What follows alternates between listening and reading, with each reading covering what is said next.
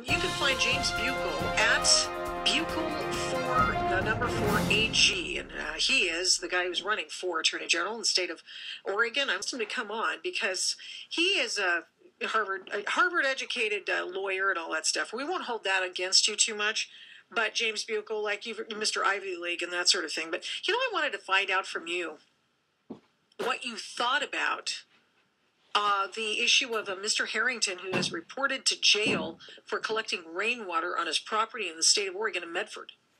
Well, this is sort of a case study in what happens if you have people who are biased toward expanding government in charge of interpreting laws. And what happened here is that there's a law that says that the city of Medford has the exclusive right to the local creek and its tributaries. And the state went berserk and said that tributaries means things that don't have any water in them, just like where the rain falls on dry ground, that's a tributary. And so that's what happened. And they're clearly wrong, and it's a shame, but that's what happens when the adults aren't in charge anymore. He's in jail. Yeah, 30 days. He's in jail, and I want to know what you as Attorney General would do to help people with their property rights. Well, in this particular case, I send a letter down to the water department saying, look, this is nuts, though. Tributaries have to be like streams with running water in them. They can't just be dry ground where rain falls on it.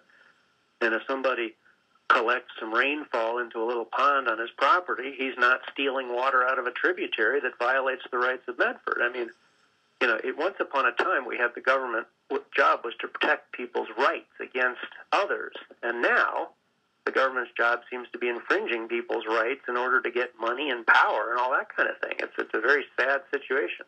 Now, he represented himself along with some sort of legal advocate who was trying to push the idea of jury nullification and certain instructions to jurors, which the judge was not willing or ready to do. And that's all fine and well, except that didn't help him in court. Well, this dispute actually goes back a number of years because he's had very expensive lawyers and writing very fine papers on his behalf. And very expensive and fine lawyers have advised the city of Medford that the state is essentially crazy too, although, of course, they didn't say it like that. But he's run through a lot of proceedings. I mean, when they first came to him and said, hey, these are ponds, you have to have a permit, he said, fine, I don't agree with you because I don't think you have to have a permit to just catch rainwater on your property, but I'll apply for a permit. And then they granted it to him, and then they reversed it just out of the blue on their own. There were no public comments against it. There was nobody injured. It was just, wait a minute, we want to have the maximum possible interpretation of these laws such that they extend all the way to the rain, and that was just a power grab, and he's the unfortunate victim of it. So what does he do now? I guess he goes to jail. Well, he's in jail, so then after that, what does he do? Well, he gets out, and then either he'll keep fighting or he won't. I mean, this is his problem is one of there are thousands of people in his position with one respect or another, and most people just back down and don't let it go all the way to going to jail. But people are getting angrier and angrier. I mean, as a lawyer litigating against the government, I don't only fight against pond police. We've got pond police and fertilizer police and forest police and restaurant police, and there's an army of people out there, bashing Oregon citizens over the head when they aren't hurting anybody else at all. And we have to pay for them, and we have to pay for their retirement, and we have to pay for the jail time, and we have to pay for the juries and the courts and the legal opinions, and we're broke. And we can't be doing this kind of stuff anymore. What about private property rights? I mean, that's the overarching thing. Well, I don't think that we have a whole generation or a whole class of individuals now who don't really believe in private property rights from Obama on down. Their vision is something like out of the old John Lennon song, no possessions. I wonder if you can.